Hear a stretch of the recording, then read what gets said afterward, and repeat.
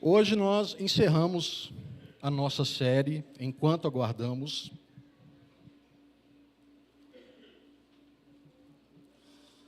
Foi uma jornada, de 10 sermões, onde nós passamos por toda a primeira epístola de João. E hoje nós, então, vamos encerrar essa série. Ao longo dessa série, nós acompanhamos João confrontar os falsos mestres que haviam saído de dentro da própria comunidade, negando que Jesus Cristo veio em carne.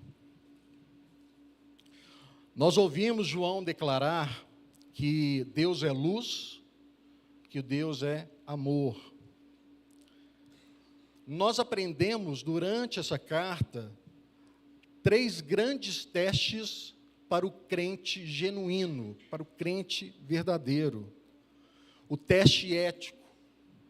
Você obedece os mandamentos de Deus? O teste cristológico. Você acredita e confessa que Jesus Cristo é o Deus encarnado? E o teste do amor fraternal. Você ama seus irmãos? Esses 3 testes nos mostram se realmente somos cristãos verdadeiros. Nós então, durante essa carta, nós vimos João construindo uma teologia, tijolo por tijolo, para dar a certeza para uma comunidade que havia praticamente perdido o seu chão, quando homens saem do meio dela, declarando heresias. E hoje nós chegamos então ao encerramento, e João vai escolher encerrar a epístola não com bênção litúrgica formal, não com saudações protocolares, mas com uma declaração de propósito, o motivo pelo qual ele escreveu essa carta, uma série de certezas inabaláveis e uma advertência final, que na verdade, quem já leu a primeira carta de João, de repente percebe o seguinte: parece que essa carta terminou de forma abrupta. A epístola termina com a palavra de quem ama profundamente e quer que os seus filhos saiam dessa carta diferentes de como entraram nelas. E é isso que nós esperamos, que cada um de nós, durante toda essa jornada, nós saiamos hoje dessa série diferente de 10 semanas atrás, quando nós começamos. Que nós saiamos mais seguros, mais confiantes, mais firmes, mas também mais vigilantes. O texto que nós vamos ler hoje é o texto de 1 João, capítulo 5, dos versículos 13 a 21. Então você já pode abrir sua Bíblia. 1 João, capítulo 5, versos 13 a 21. O que João queria com essa carta é que a comunidade levasse, e que você hoje aqui também leve, o que pode ser dito da seguinte forma: enquanto aguardamos a consumação de todas as coisas, nós não vivemos na incerteza. Enquanto nós aguardamos aqui nessa terra a consumação de tudo, nós não vivemos na incerteza, nós vivemos na certeza. E nós vamos tratar isso através de 3 pontos. Enquanto aguardamos, nós temos certeza da vida eterna. O segundo ponto: enquanto aguardamos, nós oramos com confiança e cuidamos uns dos outros. E o terceiro ponto é: enquanto aguardamos, nós permanecemos guardados por Deus e fiéis ao verdadeiro Deus. Então vamos à leitura do texto. E a palavra do Senhor diz assim: essas coisas escrevi a vocês que creem no nome do Filho de Deus, para que saibam que têm a vida eterna. E esta é a confiança que temos para com Ele, que se pedirmos alguma coisa segundo a sua vontade, Ele nos ouve. E se sabemos que Ele nos ouve quanto ao que lhe pedimos, estamos certos de que obtemos os pedidos que lhe temos feito. Se alguém vê o seu irmão cometer pecado que não leva à morte, pedirá, e Deus dará vida a esse irmão. Isso aos que cometem pecados que não levam à morte. Há pecado que leva à morte, e por esse não digo que se deva pedir. Toda injustiça é pecado, e há pecado que não leva à morte. Sabemos que todo aquele que é nascido de Deus não vive em pecado, porque quem é nascido de Deus guarda a si mesmo, e o maligno não pode tocar nele. Sabemos que somos de Deus, e que o mundo inteiro jaz no maligno. Também sabemos que o Filho de Deus já veio e nos tem dado entendimento para reconhecermos aquele que é o verdadeiro. E nós estamos naquele que é o verdadeiro, em seu Filho, Jesus Cristo. Este é o verdadeiro Deus e a vida eterna. Filhinhos, cuidado com os ídolos. Vamos orar? Pai, nós te agradecemos, ó Deus, por sua palavra que é viva e eficaz, por sua palavra, ó Deus, que tem trazido vida aos nossos corações.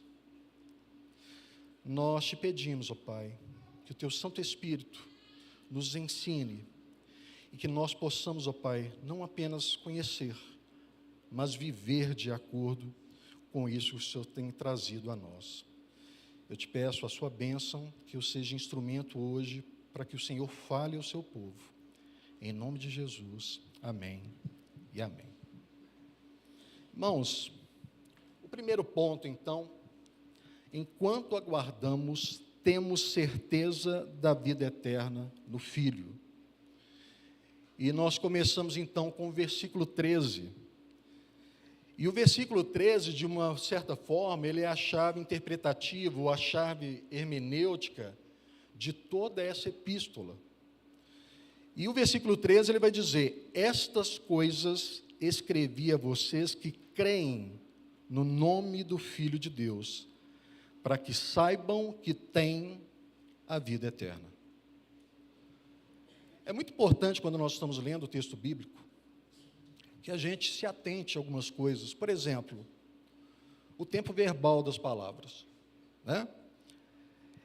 Essas coisas escrevi a vocês que creem, não os que creram e deixaram de crer. Aos que creem, um estado permanente. Diferente do seu evangelho, onde no capítulo 20, João vai escrever para que as pessoas creiam. Essa carta, ela é escrita para aqueles que creem. E creem em quê? No nome do Filho de Deus. Para que saibam que, e aí novamente nós precisamos prestar atenção ao tempo verbal, para que saibam que têm a vida eterna. Não que tiveram, não que terão, que têm. Meu irmão, você tem que sair hoje daqui com essa certeza. A mesma certeza que João, quando escreveu essa carta, pensava nos irmãos que leriam. Meu irmão, você tem a vida eterna. A vida eterna não começa no porvir. A vida eterna começa agora. Nós já estamos vivendo a vida eterna. Então, antes de qualquer coisa, o apóstolo ele precisa que seus leitores saibam por que ele passou vários capítulos escrevendo. E não foi para gerar dúvida, não foi para que vocês fiquem em angústia permanente, foi para que vocês saibam, para que vocês tenham a certeza. João não está falando aqui de um conhecimento incerto, mas ele está falando de um saber pleno, seguro e estabelecido. E o que ele coloca para nós é, o que nós precisamos saber? Que nós temos a vida eterna. Vida eterna não é um destino futuro que nós aguardamos com ansiedade, embora nós o aguardemos com ansiedade. Mas a vida eterna, como eu disse, nós já vivemos ela. É algo que todo aquele que crê no nome do Filho de Deus já possui. Irmão, você já tem a vida eterna. Você já possui a vida eterna. Você já vive a vida eterna. E João quer que você saiba disso com certeza, com firmeza, com descanso. É muito importante que nós tenhamos algumas certezas na vida. Pastor Cristiano, em uma das pregações, ele falou sobre um homem que andava na corda bamba e, de repente, esse homem cai para a morte. Talvez um dos erros é que, naquele momento, ele tivesse dúvidas. Todo mundo que já viu alguma coisa sobre corda bamba sabe que eles precisam se fixar em um alvo, olhar apenas para aquele alvo e seguir. Os passos, às vezes, podem não ser tão firmes, mas eles precisam seguir em frente olhando para aquele alvo. Os faróis, antigamente, quando os navios precisavam dos faróis, independente de como a tempestade estava, independente da altura das ondas, o que o capitão do navio precisava fazer era se fixar no farol, no alvo. O alvo, o farol, era a confiança de que ele conseguiria passar por aquela tormenta. João, então, quer que nós tenhamos essa certeza. Imagina o quão difícil a vida é. Você andar por essa vida, caminhar, sem saber para onde eu estou indo. Ou, será que eu estou fazendo tudo certo? Será que dessa forma eu vou ter a vida eterna? E João vem justamente colocar isso para nós. Irmãos, você pode ter segurança, você já tem a vida eterna. E essa é uma palavra que ela é urgente para o nosso tempo. Nós vivemos numa cultura cristã que oscila entre dois extremos igualmente perigosos. De um lado, nós temos uma segurança que é uma segurança barata. Olha, eu repeti a oração, eu aceitei Jesus, eu estou salvo e pronto, final. A simples repetição de algumas palavras mágicas me deram a segurança de uma vida eterna.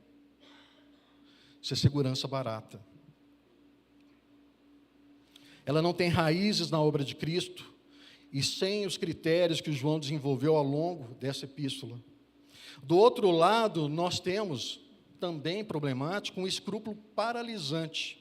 O crente que nunca consegue descansar, que vai reler os textos da epístola não como conforto, mas como instrumento de autoflagelo. Ele não lê a epístola falando: Senhor, obrigado por essa graça, obrigado por essa segurança que o Senhor me dá. Mas o tempo inteiro olhando: será que eu realmente sou salvo? João recusa então esses dois extremos. Ele quer uma certeza sólida, fundamentada e que liberta o crente para viver. E aí eu gostaria de contar uma história para vocês de um jovem que vai ilustrar exatamente isso. Era um domingo de inverno, em 1850, uma forte nevasca caía sobre uma cidade, e numa pequena capela metodista, numa cidade chamada Colchester, na Inglaterra, um jovem de 15 anos entra naquele culto completamente desnorteado. Em sua mente, ele não tinha certeza se ele era salvo ou não. Ele buscava paz para a alma dele, que estava inquieta, mas sem saber onde ele encontraria essa paz. O pregador daquela manhã, por algum motivo, talvez pela nevasca, ele não conseguiu chegar à igreja. E então, um trabalhador, um homem humilde, não um pastor, ele então assume o púlpito e ele prega Isaías 45, 22, que diz o seguinte: olhai para mim e sede salvos, todos os da terra. Olhai para mim e sedes salvos. E o homem, como ele não tinha muito recurso retórico, ele ficou repetindo isso: olhai para mim e sedes salvos. Olhai para mim e sedes salvos. A descrição que nós temos é que essa palavra dele durou cerca de 10 minutos. Às vezes ele desenvolvia um pouco mais, mas o tempo todo, olhai para mim e sedes salvos. Entretanto, num determinado momento, esse pregador ele olha diretamente para aquele jovem que tinha chegado ali apavorado, com a alma consumida pelo medo, e ele olha então para aquele jovem e diz: jovem, você está com aparência miserável, e você continuará miserável, tanto na vida quanto na morte, se você não obedecer a esse texto. Mas se você obedecer esse texto agora, neste momento, você será salvo. Então ele grita para esse jovem: jovem, olhe para Jesus Cristo. E naquele momento, esse jovem diz que algo se quebrou, as escamas caem dos seus olhos, e ele então compreende que ele tem a segurança de estar salvo. Esse jovem, muitos de nós o conhecemos, Charles Spurgeon, que se torna o maior pregador do século XIX. Alguns o chamam de o príncipe dos pregadores. Ele sai daquele culto, então, com a certeza que ele jamais abandonou outra vez. Ele tinha a vida eterna. E essa certeza não era uma arrogância, era o descanso do filho que conhece o coração do Pai. E é exatamente isso que João quer, então, nos ensinar com essa carta. Não é uma experiência emocional, não é algo passageiro, é um saber. Você tem que tomar posse desse saber. Ele é fundado não em sentimentos, não na consistência dos seus méritos, da sua vida devocional, mas no nome do Filho de Deus. E essa é a nossa garantia. Quem crê no nome do Filho de Deus tem a vida e tem o poder de saber que tem a vida eterna. Amém? Isso nos leva para o segundo ponto. Enquanto aguardamos, nós oramos com confiança e cuidamos uns dos outros. Versículos 14 a 17, que vão dizer o seguinte: e esta é a confiança que temos para com Ele, que se pedirmos alguma coisa segundo a sua vontade, Ele nos ouve. E se sabemos que Ele nos ouve, quanto ao que lhe pedimos, estamos certos de que obtemos os pedidos que lhe temos feito.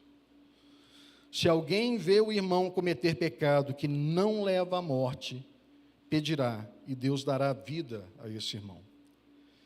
Isso aos que cometem pecados que não levam à morte. Há pecado que leva à morte, e por esse não digo que se deva pedir. Toda injustiça é pecado, e há pecado que não leva à morte.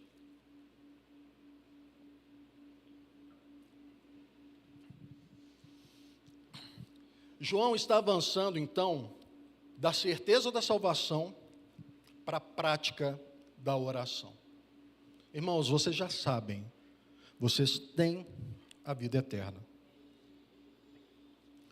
A lógica agora é a seguinte: quem sabe que tem a vida eterna, sabe que tem um Pai. E quem tem um Pai, pode se aproximar-se dele com o que o original chama de parresia. Parresia seria uma ousadia de filho, a confiança do filho no seu pai. Essa palavra, parresia, ela era utilizada no mundo grego para designar aquele cidadão livre, que tinha direito de falar abertamente diante da Assembleia. João usa essa palavra para dizer que o crente tem esse direito diante de Deus, tem parrésia, tem confiança. Nós não nos achegamos a Deus com medo, por exemplo, de um juiz, com a servilidade de um escravo, mas com a ousadia afetiva de um filho que sabe que o pai o ama e o pai o ouve. Vocês podem imaginar, por exemplo, as figuras mais importantes do mundo: presidentes, reis, rainhas, generais. Como é que nós nos aproximamos dessas pessoas? Como é que você, por exemplo, se aproximaria do rei Charles III? Como é que seria essa aproximação? Agora, será que a forma como nós nos aproximamos é a mesma forma como o filho se aproxima dele? Quando a rainha Elizabeth era viva, será que a forma como os filhos conversavam, né, seriam a mesma, por exemplo, daquelas pessoas que a serviam? Não. Evidentemente que não. Existe aí uma que é chamado de ousadia filial, que é aquilo: você é meu pai, eu posso conversar com você, eu posso te falar sobre os meus problemas, posso te falar sobre os meus sentimentos. Por quê? Porque você é meu pai. É diferente quando nós chegamos para uma autoridade com a qual nós não temos essa filiação. Eu não trato de sentimentos com essa pessoa. Eu trato de quê? Trabalho. O que eu tenho que fazer para servir de alguma forma. Mas é diferente essa relação. E a relação que João coloca aqui para nós é que nós temos essa liberdade. A liberdade do cidadão livre que podia falar, nós temos essa liberdade, nós podemos ter a confiança de falar. E João diz o seguinte: nós podemos falar e Deus nos ouve. E aí eu queria chamar a sua atenção para uma coisa. Versículo 14 de novo. E esta é a confiança que temos para com Ele, que se pedirmos alguma coisa, Ele nos ouve. É só isso o versículo? Se pedirmos alguma coisa, Ele nos ouve. O que está faltando aí? Segundo a sua vontade. Então, existe uma condição que João estabelece. Segundo a vontade de Deus. E isso, por incrível que pareça, não é uma barreira para nós. Na verdade, isso é uma garantia. Por quê? Nós podemos ler em Romanos 12, 2, que a vontade do Senhor é boa, perfeita e agradável. A vontade do Senhor é muito melhor do que a sua vontade. Se você ora ao Senhor e pede a Ele: Senhor, faça segundo a sua vontade, meu irmão, vai ser muito melhor para você. Sempre que a oração ela está alinhada ao coração de Deus, o crente pode afirmar com certeza, como faz o versículo 15, que ele já possui as petições que ele apresentou. O versículo 15, ele vai dizer o seguinte: se sabemos que Ele nos ouve, quanto ao que lhe pedimos, estamos certos de que obtemos os pedidos que lhe temos feito. A certeza da resposta de Deus, ela é tão plena, que João fala dela como se fosse posse no presente. Você já tem. E aí é importante notarmos de novo, vou voltar ao segundo a sua vontade. Porque segundo a sua vontade, ela também vai nos libertar do erro oposto. o de tratar a oração como fórmula mágica ou como técnica de coerção divina. Irmãos, quantos de nós já fizemos isso? Quantos de nós achávamos, olha, quanto mais orar, quanto mais eu jejuar, mais rápido o Senhor vai me responder. Mas naquilo que eu quero, não naquilo que é a vontade dele. Pode pensar no seu íntimo. Eu já fiz isso. Talvez vocês sejam melhores do que eu, mas eu já fiz muito isso. Senhor, eu quero tanto isso, Senhor. E aí orava, e jejuava, e orava mais um dia, e aquilo simplesmente não acontecia.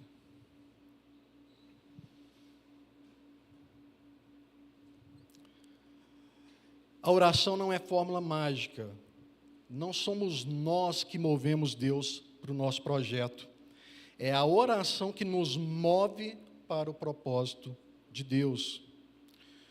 Quando Jesus nos ensina a orar, ele diz o seguinte: seja feita a sua vontade. No Getsêmani, o próprio Jesus, o próprio Deus encarnado, ora e diz: meu Pai, se é possível, passa de mim este cálice. Contudo, não seja como eu quero, e sim como tu queres. O próprio Jesus, ele apresenta o desejo, ele apresenta a sua vontade, mas ele diz ao Pai que não seja como eu quero, que seja da forma como tu queres, que a sua vontade seja feita. Que nós possamos aprender isso. Quando orarmos, é um problema nós orarmos e pedirmos coisas? Não, isso não é problema. Mas que nós possamos colocar em nosso coração que as coisas serão feitas conforme a vontade de Deus. Deus é soberano. E muitas vezes as pessoas então podem se perguntar: mas espera aí, se vai ser feito de acordo com a vontade dele, por que eu tenho que orar? Olha, eu estou pedindo uma coisa, Deus não vai fazer? Ou se eu estou pedindo, Ele já vai fazer? Para que eu oro? Se Ele é soberano. Porque Deus, Ele não estabelece apenas os fins, irmãos, Ele estabelece também os meios.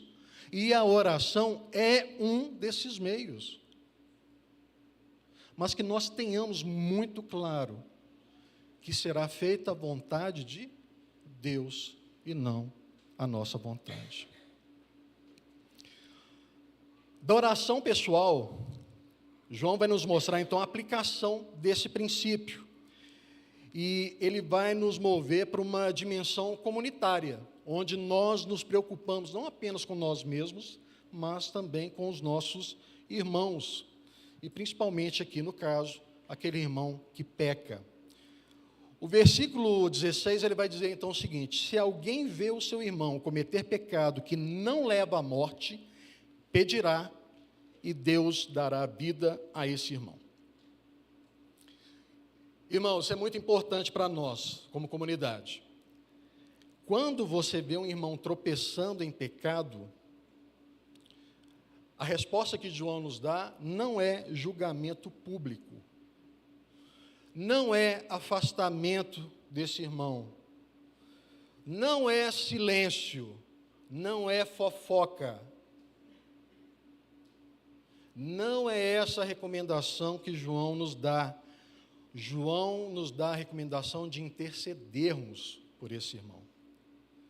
Você pedirá e Deus dará vida a esse irmão. Aqui esse verbo pedirá, ele é interessante, que ele tem quase que força normativa. João não está falando assim, olha, você tem que pedir, mas ele está falando assim, olha, você pedirá. É quase que normativo isso. Por quê? É o que se espera de um crente verdadeiro, dentro de uma comunidade. Se nós vemos um irmão em queda, um irmão em pecado, irmãos, não é fofoca, não é apontar dedo, é orar por aquele irmão, é interceder por aquele irmão, para que Deus dê vida a ele. João, então, ele vai introduzir aqui uma distinção que tem gerado debate ao longo de muitos séculos, que é o pecado que não leva à morte e o pecado que leva à morte. A maioria dos comentaristas bíblicos entendem que o pecado que leva à morte, no contexto específico dessa epístola, refere-se à apostasia definitiva, que é a rejeição consciente, persistente e endurecida de que Jesus Cristo não é o Filho de Deus encarnado, que é o pecado que caracterizava aqueles que haviam saído da comunidade para a qual João escrevia. Nós podemos ler lá no capítulo 2, versículo 19. Esses homens, eles negavam que Jesus havia encarnado. Essa apostasia definitiva, a maioria dos comentaristas, então, consideram que esse é o pecado que leva à morte. E é interessante entender, João 3 vezes ele fala sobre o pecado que não leva à morte. E ele fala que o crente deve pedir e que Deus dará vida a essa pessoa. Mas, quando João cita o pecado que leva à morte, ele diz o seguinte: há pecado que leva à morte. E por esse não digo que se deva pedir. Irmãos, é muito difícil nós sabermos se alguém cometeu pecado que leva à morte. No contexto atual, é muito difícil nós termos um discernimento se é um pecado de apostasia definitivo. Embora hajam sinais, é muito difícil para que nós façamos esse discernimento. E aí é interessante que João não proíbe de orar. Ele diz, olha, eu não digo que ore, mas ele não está proibindo. João não está falando que Deus não vai ouvir essa oração. Ele simplesmente fala, olha, eu não digo que ore. João, então, ele não nos instrui a interceder, não proíbe, né? Mas porque não quer que a comunidade seja consumida, tentando classificar irmãos em categorias irreversíveis, nem que se desespere a não ver o resultado. E então, com uma sabedoria extraordinária, o versículo 17, ele vai encerrar isso com uma tensão. E o versículo 17 vai dizer, toda injustiça é pecado, e há pecado que não leva à morte. Então, irmãos, o que João está dizendo é o seguinte: há pecado que não leva à morte. O crente verdadeiro, ele vai pedir ao Senhor, e o Senhor dará vida a esse irmão. Há pecado que leva à morte. Por isso, eu não digo, mas eu também não proíbo. E eu não estou dizendo que Deus não vai ouvir a sua oração. Toda injustiça é pecado, e há pecado que não leva à morte. A vida do cristão é uma verdadeira tensão.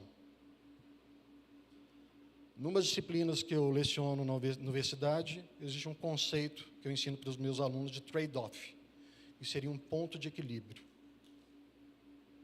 O ponto de equilíbrio é aquele, olha, se você aumenta determinada característica, você perde na outra. Se você aumenta na outra, você perde na primeira. Então, nós precisamos manter um ponto de equilíbrio. É aquele ponto em que a gente teria o melhor dos mundos. João aqui, ele vai nos mostrar então uma certa tensão que é muito interessante. Toda injustiça é pecado. Então, meu irmão, não minimize o pecado. Toda injustiça é pecado. Então, não fica minimizando, porque tem pecado que não leva à morte e tem pecado que leva à morte. Toda injustiça é pecado. Então, não minimize. Mas também não precisa criar tempestade em copo d'água. Por quê? Há pecado que não leva à morte. Então, João nos deixa nesse momento, nessa tensão. E nós precisamos encontrar esse ponto de equilíbrio. Eu já contei isso várias vezes aqui, que eu tinha medo de ser atropelado por ônibus quando eu era pequeno. Porque eu achava que se eu fosse atropelado, eu não ia ser salvo.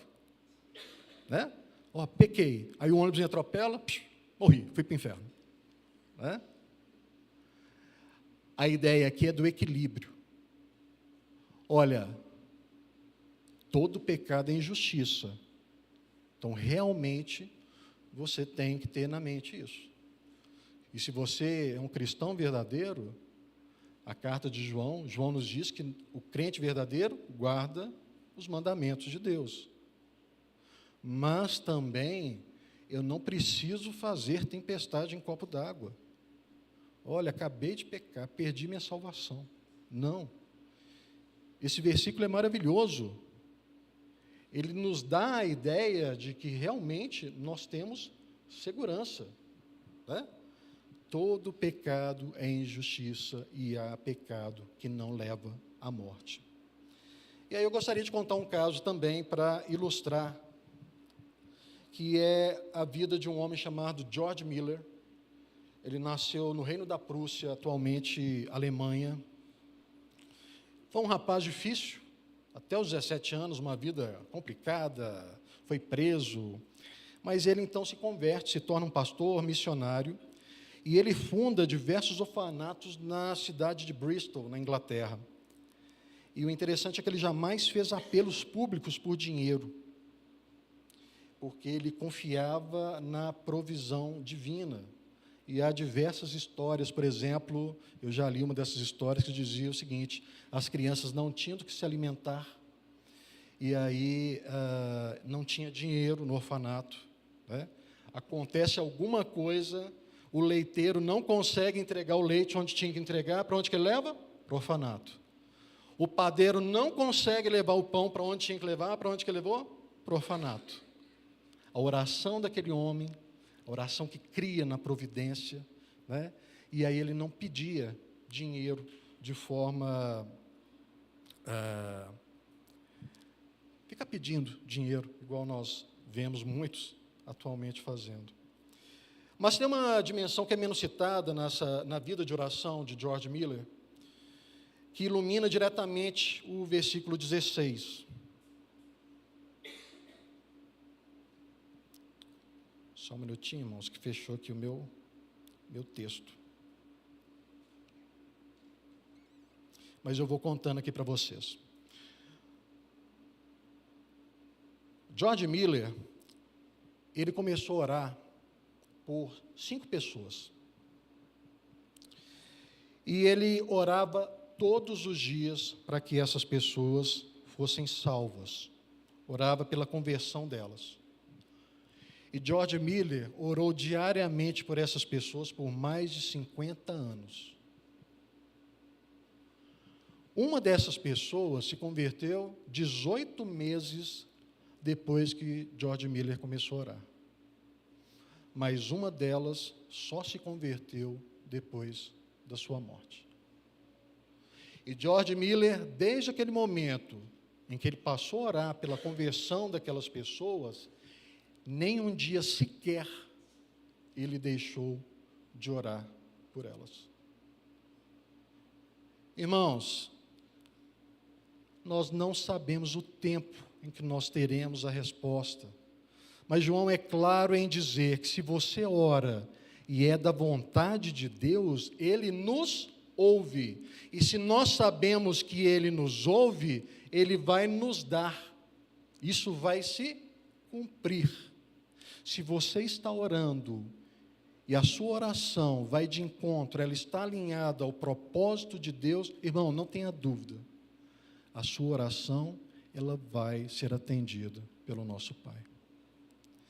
Existe uma outra história muito interessante, que é a história de Mônica, a mãe de Agostinho de Hipona, famoso bispo.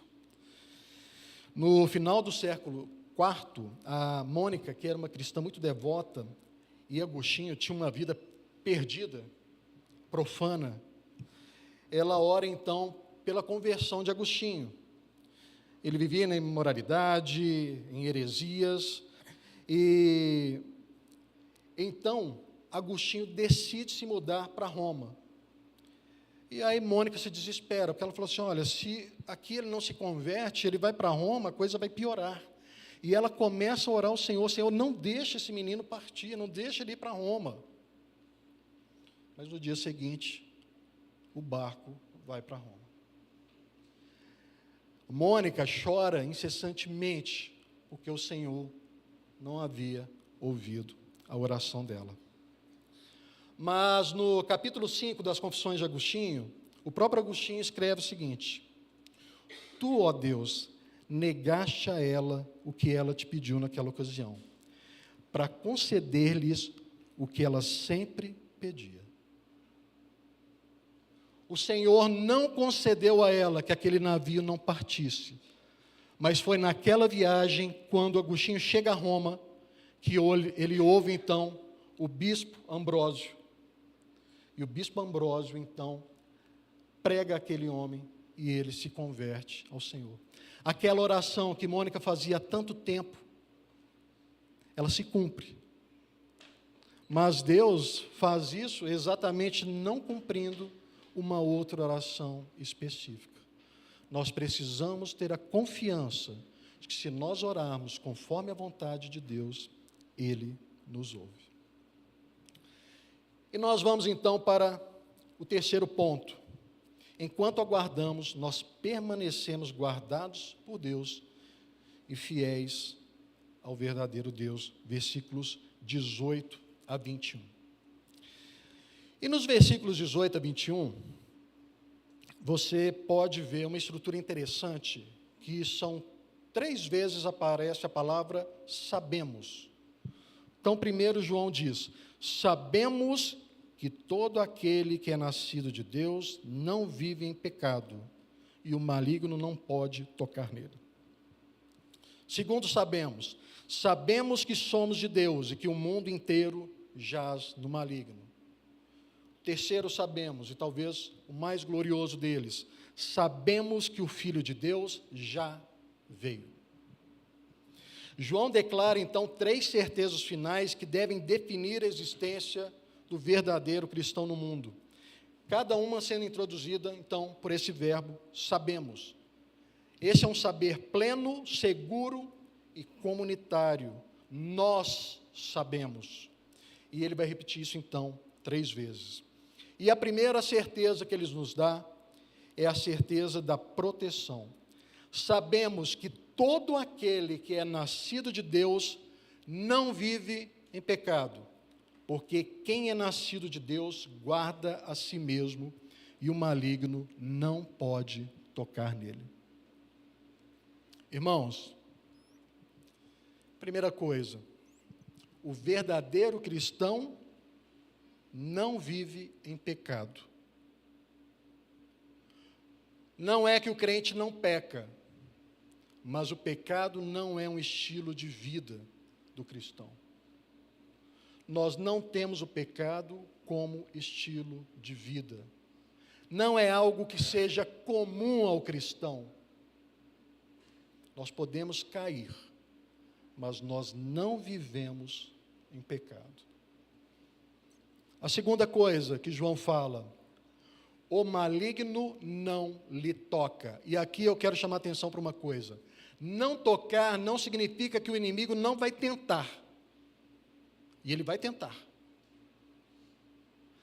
O tocar aqui tem mais o sentido de prender. Ele pode tentar. A sua vida pode ter adversidades por causa do inimigo. O inimigo aqui todo mundo sabe, é Satanás. Satanás vai intentar contra a sua vida. Satanás vai trazer adversidades para a sua vida. Mas Satanás não pode te prender. Ele não te prende. Aquelas algemas, elas foram quebradas. Satanás não consegue nos prender. Existem duas versões desse versículo. Uma versão é a versão NAA que nós estamos lendo, que diz o seguinte: sabemos que todo aquele que é nascido de Deus não vive em pecado, porque quem é nascido de Deus guarda a si mesmo, e o maligno não pode tocar nele. A segunda versão, que alguns de vocês podem estar lendo aí, na Bíblia Almeida, Revista Atualizada, ou na Nova Versão Internacional, vai dizer o seguinte: sabemos que todo aquele que é nascido de Deus não vive em pecado, antes, aquele que nasceu de Deus o guarda. Aquele que nasceu de Deus, Cristo, o guarda, e o maligno não lhe toca. Queria tratar isso aqui de uma forma bastante simples. A verdade que esse versículo está nos dizendo, ou as verdades, são duas. O cristão não vive em pecado, e o maligno não toca. Essa parte de quem guarda, isso vem há muito tempo havendo divergência entre teólogos. Mas eu concordo com um dos comentaristas que diz o seguinte: não faz muita diferença se dizemos que o cristão guarda a si mesmo ou Cristo guarda. Não, na verdade, aqui, do que quem guarda, mas, na verdade, do resultado. Por quê? Afinal, é unicamente o status de cristão como filho de Deus que o capacita a se proteger ou a ser protegido do toque do maligno. Eu tendo a preferir a segunda versão, né, em que nós somos guardados por Cristo.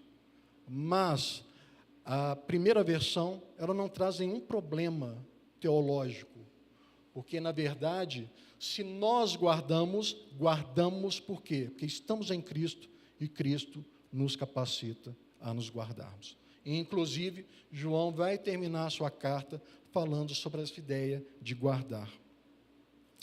E aqui, irmãos, eu gostaria de contar a última história, que é a história de Policarpo de Esmirna. E ela vai eliminar essa certeza como uma força que nenhum argumento vai alcançar. Policarpo, ele havia sido discípulo direto de João, que é o próprio autor dessa carta. Ele era bispo de Esmirna, uma das cidades da Ásia Menor, para quem João provavelmente escreveu essa carta.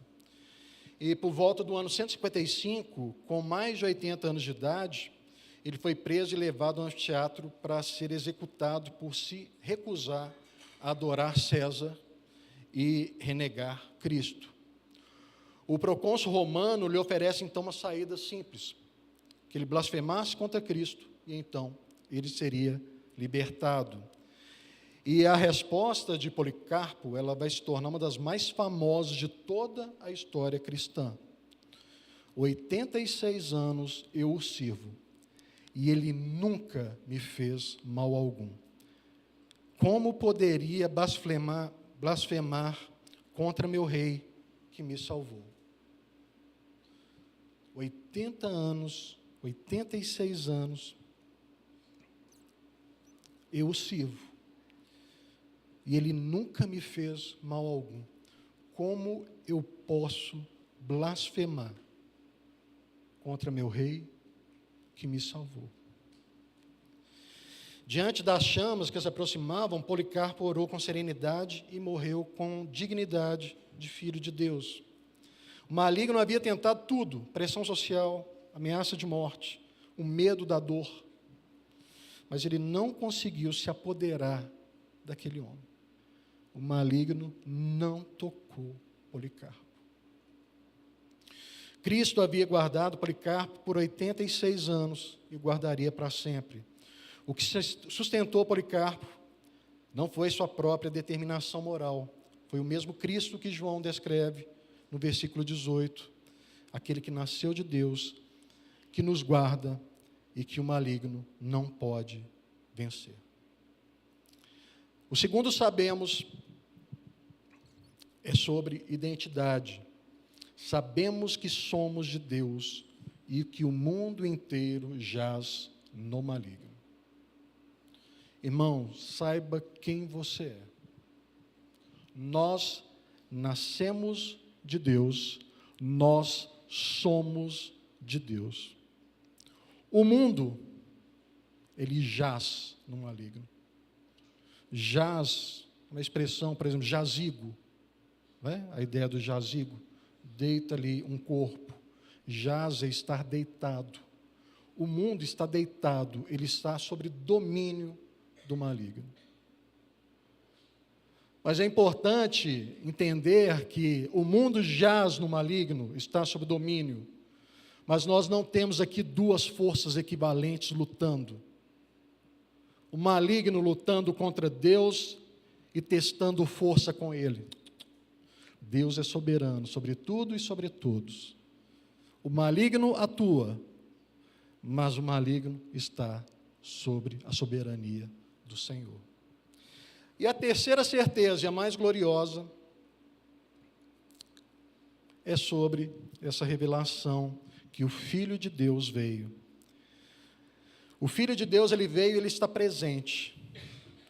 Ao vir, ele deu aos crentes um entendimento renovado, a faculdade de conhecer Deus genuinamente. Não é apenas saber sobre Deus, é se relacionar, é entender, não é apenas ter informação. E o resultado é que nós temos aí uma afirmação gloriosa. Nós estamos no verdadeiro, imersos em Deus, habitando nele através do seu Filho. E este Filho é identificado na frase culminante como o verdadeiro Deus e a vida eterna. E aí, por fim, nós temos o encerramento abrupto de João. João não nos dá uma bênção apostólica, não manda abraço para os seus irmãos, né? João diz: filhinhos, cuidado com os ídolos. E aí, normalmente, nós temos essa tensão, diante de toda a segurança que João quer nos passar nessa carta, que nós tenhamos confiança, que nós temos a vida eterna. João fala o seguinte: olha, vocês têm confiança, vocês já têm a vida eterna. Quando vocês oram, o Pai ouve, e se a oração de vocês estiver segundo a vontade dEle, a oração de vocês vai ser atendida, mas cuidado com os ídolos. Irmãos, na nossa era, talvez, nós não tenhamos tantos ídolos, né, de madeira, ídolos de bronze, como naquela época. Mas hoje nós temos ídolos que nós colocamos no lugar do único Senhor. E nós sempre precisamos lembrar, há apenas um Senhor. Qualquer coisa que nós colocamos no lugar dele, ídolo, é idolatria. Para finalizar, então, eu gostaria de fazer 3 aplicações sobre esse texto. Primeiro, leve essa certeza. Você não precisa se perguntar indefinidamente se você é salvo. João escreveu isso, inspirado pelo Espírito Santo, para que você soubesse e tomasse posse dessa verdade. A vida eterna é sua, ela é presente e ela é real. Ela está ancorada não nos seus méritos, mas ancorada no nome do Filho de Deus. Então você pode viver com essa certeza. A segunda aplicação: ore com confiança, pois seu Pai te ouve. Então você pode orar com ousadia. Interceda pelos seus irmãos com paciência.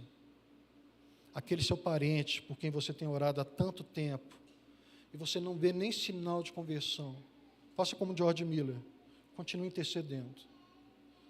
Não se importa se talvez um dia você morra sem ver a conversão dessa pessoa.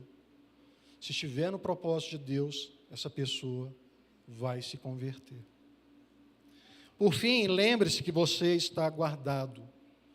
Cristo te guarda. Da mesma forma que Ele guardou o Policarpo por 86 anos, da mesma forma que Jesus, Ele guardou a comunidade de João, no meio desse cisma, no meio da heresia, como guarda todo o nome que está no livro da vida. O Senhor te guarda.